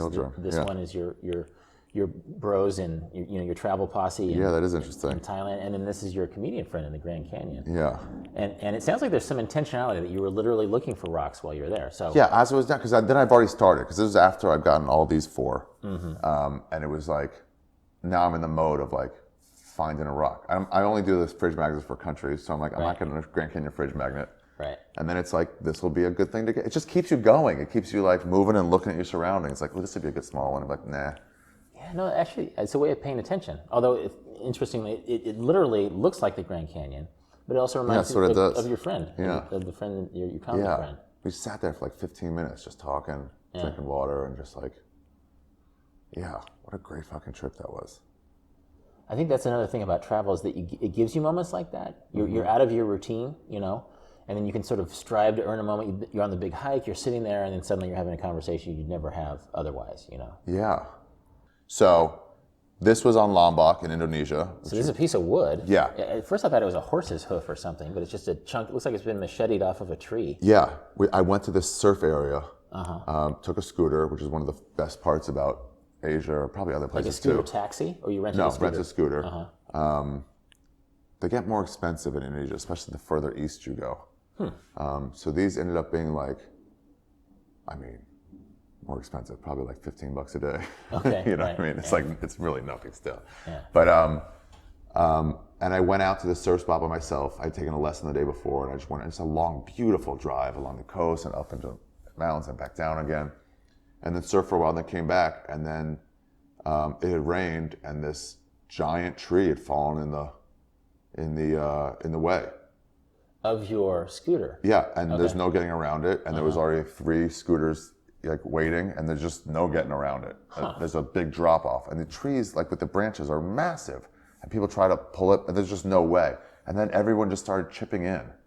They had to get some people from the city or from the government to come in there, and they were chainsawing it, and then other people were hatcheting it, and everyone just sort of like helped. That's the great thing about those isolated parts of Asia, is that either you help or it doesn't happen. Either you can expedite. I've seen like like little landslide things in the road in India, and the bus empties out and everybody starts pushing rocks. You got it, otherwise you're not leaving. Yeah. Here there's like, will someone do this? And it's like, you will do it. Right. My parents didn't understand that was imbued in me when we went to, is that the wrong word? When we went to Costa Rica, and somebody couldn't start their car in front of us, and we see somebody get out and start pushing, and I was like, hey, hang on guys, and I just went out and started helping to push until it got around the corner and then jumped back in. They're like, what was that? I'm like, I don't know, the guy couldn't move. You just do it. It's funny. A funny New York story from when I first started coming here. I was hanging out with some travel buddies up in sort of Midtown Chelsea area, and somebody's like a garbage fire started down in like a brownstone stairwell or something. Yeah. And so then like 100 New Yorkers are calling the fire department, and me and my travel buddies are like going to the restaurant, getting ice, getting buckets of water, and we put out the fire in a way that I think that you become very hands-on after a while overseas. And so there's like hundreds of New Yorkers just waiting for the fire department. But it's garbage on fire. We can put this out. And so the funny thing is my friend Dan, who's from Arizona and had just been in the Peace Corps and is a very alpha type person, is that he was organizing a bucket brigade at a Chinese market, and people were just like, oh, well, here's the guy in charge. Like in New York, nobody steps up And so he was the one who stepped up, and so there was sort of an unofficialness to him, and they put out the fire. Wow, yeah. So it's a similar thing. A tree falls across your path. And you just do it. Yeah. And everyone's hatching it, and you get the pieces that were like still giant, but big enough for two people could sort of like carry it to the side of the road and throw it off this little ravine. Right. And just get it out of the way. That's a fun travel memory too, because you've done something useful. You know, you're not just this consumer riding his rental motorcycle. Yeah. But you're like you could have gone through after you moved half the tree, but you stuck around to clear the road, right? We cleared it almost all the way, and then as soon as it was like open enough, everyone, locals especially, were just like, "See ya, we can go now." Right. This wasn't a moment for us. This is just an annoyance. You know. Right, probably something that happens quite a bit. Yeah. So what inspired you to pick up this wood? I just saw this small piece, and it was sort of the same thing, where it's like, this is like, you know, it's associated with a memory. I think I dumped another piece of rock or another shell. Actually, no, there was a shell that I ended up bringing back to my mom, just more like this, but like, it looks like a mollusk is in there, but just like sort of really pretty. And I just gave it to her. I think this is like the opposite of the gift shop souvenir. And not to knock a gift shop souvenir, but it's like, okay, so I'm in Bali. Yeah. Here's the gift shop. I'm going to get the prescribed thing. You know, I'm going to get the keychain or the magnet or the little cultural carving. But then this is something that you could never have predicted, right? It's a souvenir of the travel experience that found you. It doesn't read like Indonesia or like Lombok Island in particular. If you would have made me guess where this is from, I never would have guessed. Yeah. I mean, this could be from Central Park. Yeah. You know? And if I did that with let's say I was with a woman that I had a fling with or something, like, I could see like carving our names in it or something and just having that, you know, but like it was just me alone. Yeah, so actually this is the first of the 5. We've talked about 4 now, and this is the first one where you had a solitary experience. Yeah. Although it was solitary, but surrounded by still local with other people. Yeah. Yeah, have you ever heard of this immersive play here called Sleep No More? No. Okay, it's a version of, I think, not Hamlet. It's immersive theater. Okay. They rent out some hotel somewhere, I forget where we are. No, somewhere near here though, but, and they do either Hamlet or one of those Shakespearean plays. It wasn't Othello. And there's no dialogue, and it's just 5 floors, and you just go through, and these people are quiet, and you all wear masks, so like you're like not in it, and the actors are all in it. And they have these weird like act outs, and like you like run after them and follow them. It's pretty cool. And then every once in a while, one of them will like grab your hand and say, and like lead you, and then it's like you've been chosen, and they lead you into a room. And one of them, like this lady was like, started telling me, like she made me a cup of tea, she started telling me about her kid that died. And it's just all part of it, but they don't really talk except in those moments, and they pull you in. And then everyone else, all the other 7 or 8 people that are following this guy, it's like, oh, fucking jealous. Like you got one of these you're the moments. chosen. Yeah. The moment chose you. Yeah. I went with a girl, and she got like at this bar that was set up, like everybody left, and it was like, come have a drink. And then like made her like drinks and like tell her about this other thing. And it was just this moment of like pulling you in. And I feel like meeting like a really foreign person and like experiencing things like that is like that thing where it's like, hey, you're now away from the fucking worn trail, and like here's a legit real experience. It's interesting. It's like you're using immersive theater as a metaphor, but it's the original immersive theater. Yeah. You're not reproducing not somebody it. whose role is to serve you tea and talk about their trial, but someone who actually is invited you to do that. So that's funny that you can pay for the experience in New York, and it's awesome. And you feel chosen in certain moments, but I think travel offers that opportunity all the time if you can find the right moments. Like you know. Your bus breaks down, all of these things that seem like inconveniences, I think open the window, open the door to the immersive theater aspect of travel. Possibly like, what do we need? What's the story? Yeah, it's like, and then you just end up like, being on a bus with somebody and like see like you're wearing a soccer jersey, and then you share like a love of like some like, English soccer league. Oh, Thais love Man United and Liverpool, I think. Really? Yeah. Oh, they love those teams. Yeah. For sure. Yeah. Oh, it's so great. And you have a conversation, then you find out what they even know about. Or like, somebody asked me on Flores Island about, I was renting a scooter and we were just fucking around. I was like, come on, man. The guy down the street said it was $5 less. He goes, which guy? No way. And I was like, all right, I'm lying. You know how Jews are. He's like, no, what's a Jew? I'm like, oh, Jews like, what do you mean? He was like, what is that? I was like, it's a religion. He's like, really? And I was like, oh yeah. He goes, from where? I'm like, Israel? I mean, I've heard of that. He goes, that's the So is Flores a Christian island, or was it an Flores is Christian. Yeah. Flores is where it starts getting real Christian. The further east you get, the more Christian it gets. And yeah, but they were just like, this guy had never heard of it. And I was like, wow, really? Interesting. Not upset, but just interested. Of like, I guess that's the norm. Huh. Yeah. Yeah, weird. I've you talk about soccer jerseys. Those are for sale all over Thailand. All over. It would be interesting. That would be a weird souvenir to have your Man U uniform to get from Thailand. I actually bought a Harley Davidson T-shirt for a friend that had the Thai script instead of the English letters on it. He loved that. We went looking once because my friend Ryan, he got me more into soccer. He's like, you need a team. Yeah. He was checking the standings every day, multiple times a day. Yeah. We saw in Myanmar and Shan State, we were like, found a place that had the game he wanted to watch on. In Shan State? Yeah, and it was, no other white people. That's the place we were just not supposed to be. But we like found a place, had some tea, and just like probably a beer, and just watched that. It was fucking cool as shit. He was way into it. We gambled on what the final score was going to be because me and Derek didn't really care. But he just got me into it. And then we're like, what's your team? And I was like, I don't know. He goes, you should be a Tottenham Hotspurs fan. And I was like, why? He goes, because they're called the Yid Army. That's their nickname. So I guess there's a lot of Jews there. I'm like, fuck yeah, I'm in. There you go. So then you go looking for like a Tottenham Hotspurs jersey in fucking Chiang Mai. Yeah. And it's like, they're there. They just don't have my size. Yeah. Now there's a certain way of cultural thinking that says, oh, well, that's cultural degradation. But I guarantee you can have more conversations with Thai people wearing a Tottenham Hotspur jersey or Man U jersey than you would wearing whatever bullshit Sean fabric, or ethnic, authentic clothing you bought, because it gives you something to talk about, and it's actually, there's something curiously authentically Thai about buying a Man U or Tottenham Hotspur's jersey in a place where people give a shit about it, even though it's a continent away. They still care. Yeah. I was in China. This is my first like real trip, but it was for comedy. But it was 17 days in China, and that's what got me like, oh, I gotta see the world. Right. But it was World Cup, and 4 a.m. because the time zone difference is huge. The bars would fill up, and China's not even in the World Cup at the time. But Chinese people were watching. Chinese, but also expats, and like it was just like they just fill up to watch this sport that they all liked. Yeah.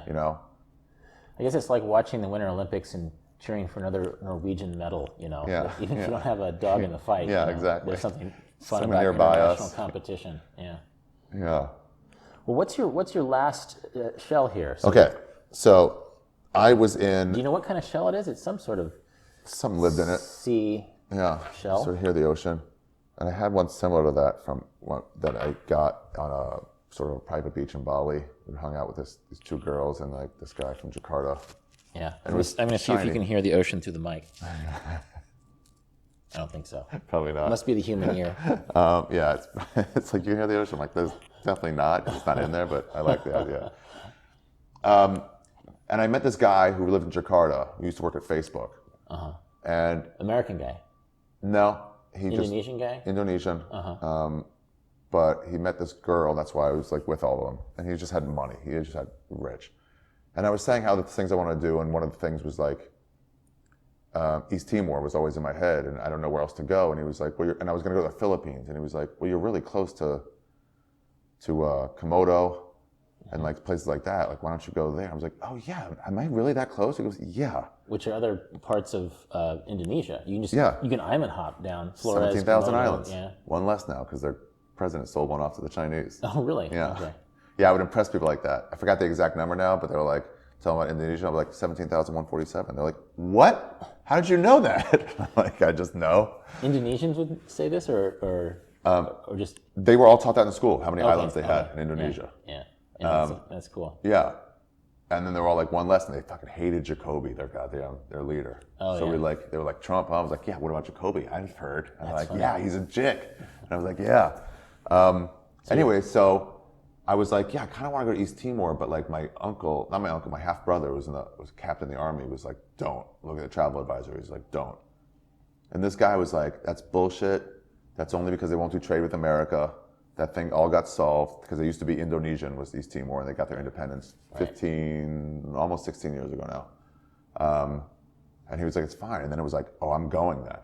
But my uncle, when I talked to him, I was saying like, maybe I'll go before I went on the whole trip.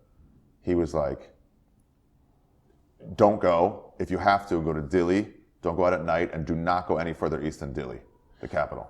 And he knew this just because of some sort of... He's a traveler. He gets his feet dirty, his hands dirty. He eats street food. And was there validity to this? Yes, concern? There was a civil war that followed the Independence War. Okay. The two big political parties. Right. You know, when people have bloodlust, they don't know where to put it.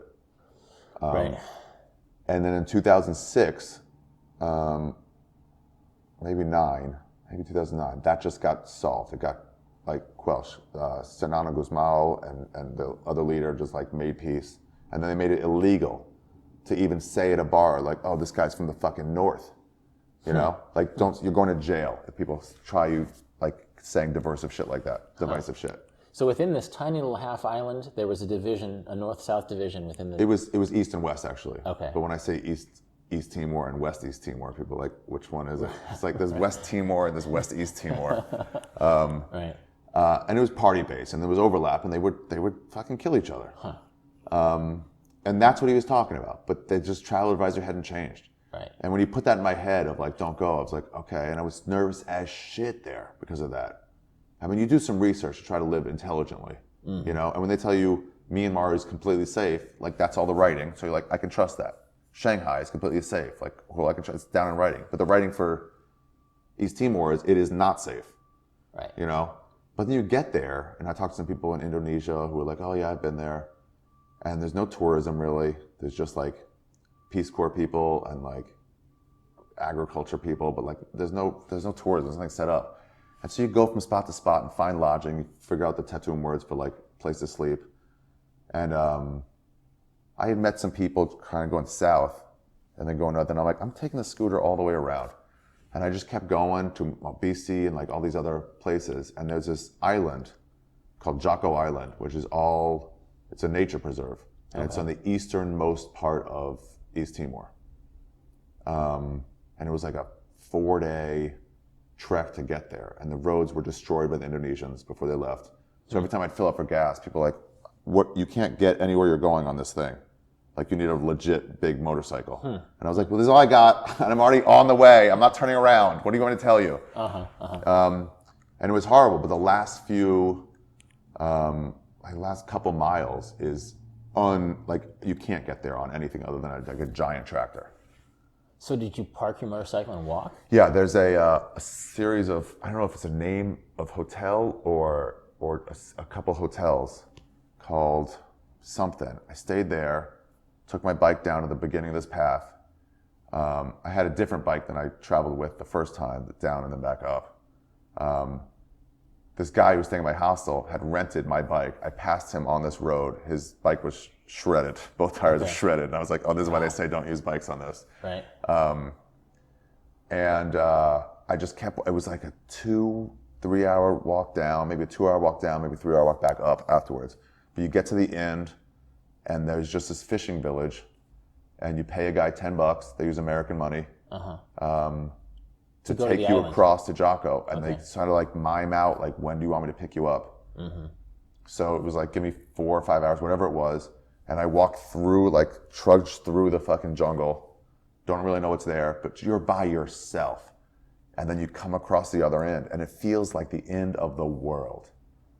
And it was just like, you get there. And I remember like, as I'm walking the last few like steps down, like I've seen like the village is like down below me, remembering my half brother going like, don't go any further east than Dili. And I'm going to the furthest east part and it's all safe. And it's like, I've earned it, you know? And I went through the end and I was just on this beach by myself. There's no one even threatening to be there. And I was like, I took my shirt off and then I took my pants off. I was just naked for a while. I took a shit in the water and then I was just there for like a while and I saw this rock and I was like, this shell. Or the shell? Yeah, the shell. And I was like, yeah, I feel like more than anything, like I've earned this one. Like I got to the end of the fucking world. This has been Deviate with Rolf Potts. More about everything that was just mentioned, including links to Ari's upcoming comedy events, as well as my new book about travel souvenirs, can be found in the show notes at rolfpotts.com/deviate. And as always, you can contact me with insights or questions at deviate@rolfpotts.com. This episode was produced by Justin Glow. Music is by Cedar Van Tassel. Jan Futterman does the show notes. Thanks for listening, and I hope you tune in for future episodes of Deviate with Rolf Potts.